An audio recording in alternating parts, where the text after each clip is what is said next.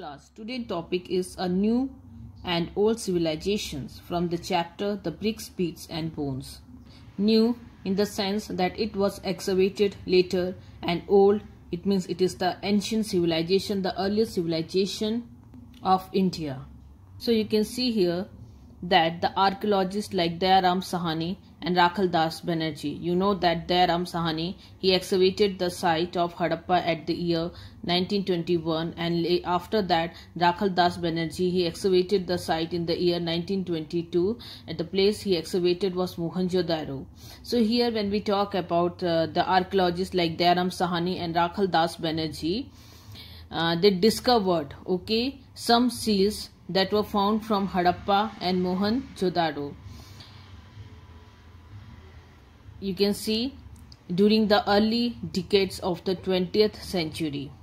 So the similarities that found in the seals. As you can see here, the similarity that found from both the sites, the Harappa and Mohenjo-daro, in the seal that was found in both the sites. It suggests that it was a part of a single archaeological culture. It was on the basis of these finds or the evidences, you can see here in 1924, John Marshall, the Director General of the Archaeological Survey of India, he announced the discovery of a new civilization that we call Indus Valley Civilization. So you will see the seals that were found from the Harappa sites, and you can see the Mesopotamia sites as well. You can see that suggested that the Harappa civilization was a significant Bronze Age period. So here you will see that whatever seals that were found at these sites, seals were found in the site of Mesopotamia. So it means that as the metal which is found, bronze, which is found in abundance, so this name was given, the period name was given as a Bronze Age civilization, and as it found in Mesopotamia, it means that this civilization, Indus Valley civilization, is the contemporary of Mesopotamia. So when we talk about John Marshall, the period of John Marshall as the Director General of Archaeological Survey of India, it was a memorable period in the history of the Indian archaeologists. Marshall was the first professional archaeologist to work in India. He had earned sufficient experiences as an archaeologist in Greek and Crete.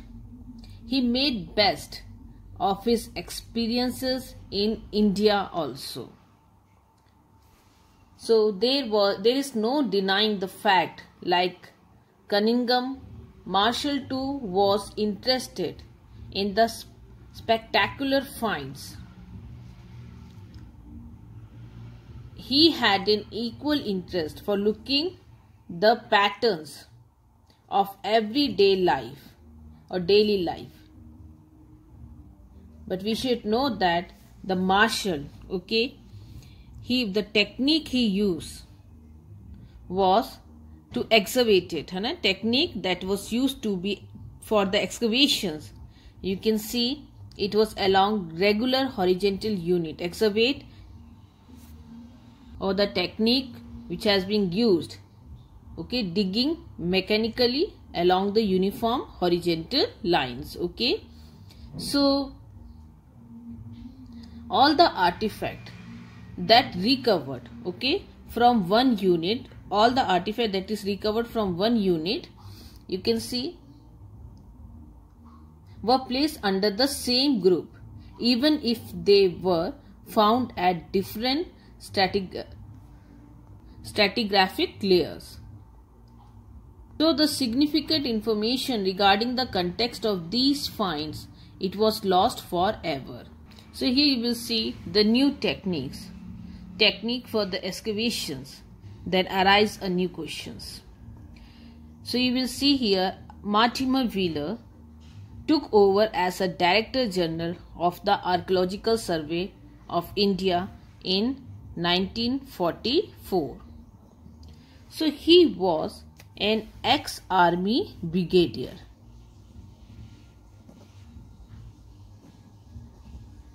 Okay, he was an ex-army brigadier. He introduced a military precision, or you can see a military accuracy, to the practice of archaeology and followed the stratigraphy of the mound. So here comes the new technique, is the stratigraphy. So when we talk about stratigraphy, it is concerned with the study of the different rock layer. As you can see layers here. So it's a study of the different rocks layer. Okay. So, and its layering, this rocks layer, it deposits over a time. So the lower layers, when we talk about this lower layers of the rocks, you can see here, these are the older than the upper layers of rock.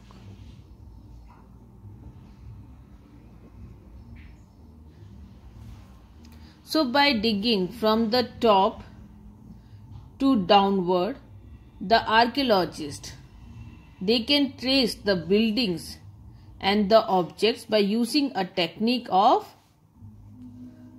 typology.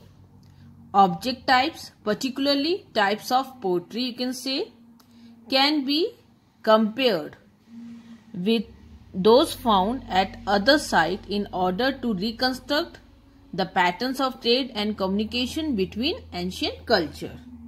So we saw the lowest layer are the oldest and the highest are the most recent. So the study of these layers, it is called stratigraphy. So artifacts that found in the layers can be assigned to specific cultural periods, and thus it provides the cultural sequence for a site. So you know that in the year 1947 there was a partition of India and formation of Pakistan.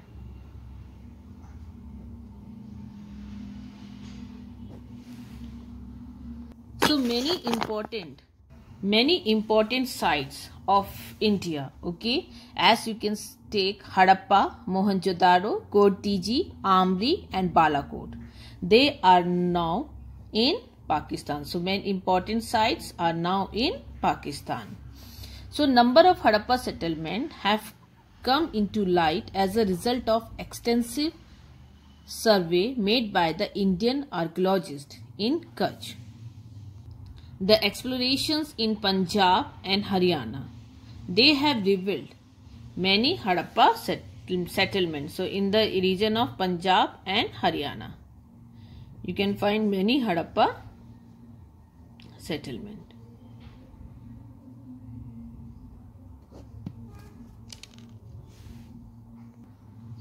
So you will see that their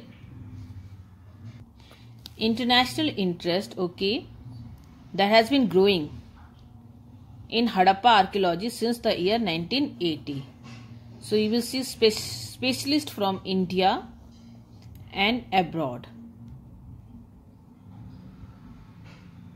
okay, have been working jointly at both Harappa and Mohenjo-daro in order to recover the traces of clays, okay, the traces of clay, and you will see stone, metal,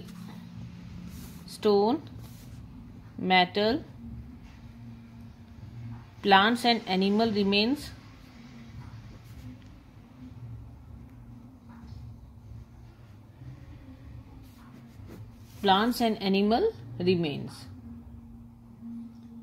as well as to analyze every scrap of available evidences the specialists, they are using the new technique, including the surface explorations. This exploration, it promised to yield interesting result in the future. So problems regarding the reconstruction of the past. So you can see that the Harappa inscription, they do not help in the reconstruction of the history of the civilization, as the Harappa script is yet not deciphered. So here comes when we talk about the reconstruction of the past. So you will find the archaeologists, they try to reconstruct the Harappan history with the material evidences, archaeological sources or finding, such as the pottery, the tools, the ornaments, the household object. It should also be kept in mind that some finds are accidental rather than typical. In the opinion of the archaeologist, only broken or useless things would have been thrown away. Other things would perhaps been recycled. So the valuable artifacts that are found from the excavations of various sites were either lost in the past, or it was hoarded or accumulated and which was never being discovered. So now we see the classifications of the finds or these evidences, the remains. The archaeologists, they face many problems for the classification. How do they classify the resources or the sources? So one simple principle of the classification is in the term of material. Okay, so here you can see classification of the find in terms of material and another one in terms of utility.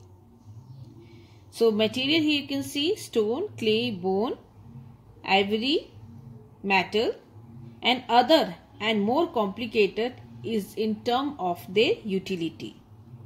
It is not easy for the archaeologist to decide whether an artifact is a tool or ornament or something it is meant for the religious purposes. So if we talk about these artifacts which are, you can see in terms of materials, these artifacts. So here comes what was the use of this artifact, the utility, on the basis of this utility, whether it is used. If we talk about any artifact, it is used as a tool, as an ornament, or something which is meant for the religious purposes. So here you will see the archaeologist, they decide the function or the utility, okay, the function or the utility of an artifact on the basis of its resemblance, okay, with the thing which are used at the present day. So here you will see the artifact is often shaped by its resemblance with the used in the present day. As on observing the beads and coins, it can be easily assumed that these would have been used in ornament making, and if you talk about the coin, it is used for the grinding, as it is being done today also.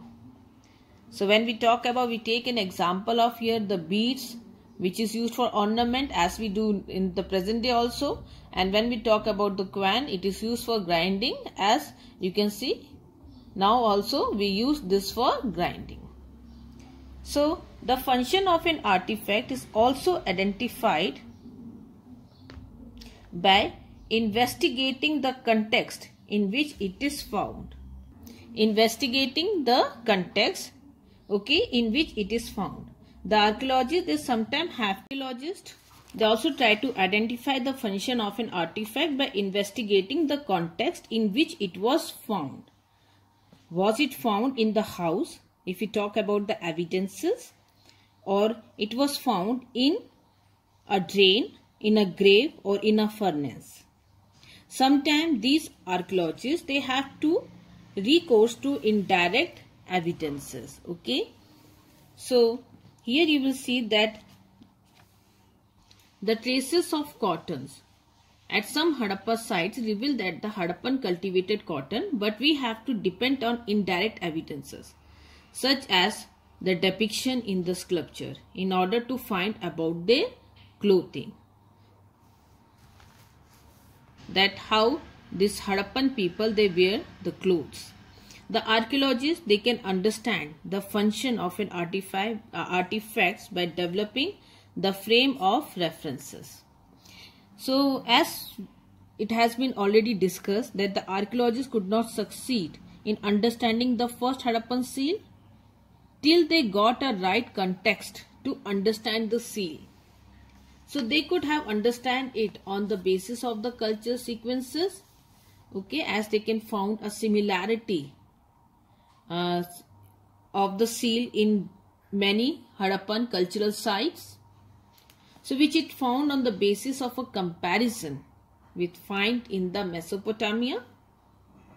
As we read that they were the contemporary of Mesopotamia, the seal were found at the sites of Mesopotamia assembled somewhere.